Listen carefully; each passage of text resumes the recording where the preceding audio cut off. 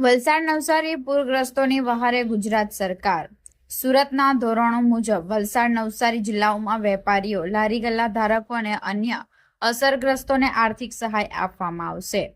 અતિભારે વરસાદ અને પૂરથી પ્રભાવિત વલસાડ અને નવસારી જિલ્લાના વેપારીઓ, લારી ગલ્લા ધારકો અને અન્ય અસરગ્રસ્તોને સુરત અને અમદાવાદની તરહ પર જ આર્થિક સહાય ચૂકવવામાં આવશે તેમ પ્રવક્તા મંત્રી જીતુભાઈ વાઘાણીએ જણાવ્યું હતું।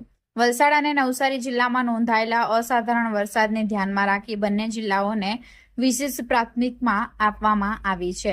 વલસાડ ખાતે મીડિયા સાથેની મુલાકાતમાં પ્રવક્તા મંત્રીએ ખેતી અને બાગાયતી પાકોના નુકસાનોનો તાત્કાલિક સર્વે કરી રાજ્ય અને કેન્દ્ર સરકારના ધોરણો મુજબ સહાય આપવામાં આવશે। તેમણે ઉમેર્યું કે ઘાસચારાની અછત દૂર કરવા કલેક્ટરને તાત્કાલિક નિર્ણય લેવાની સત્તા આપવામાં આવી છે।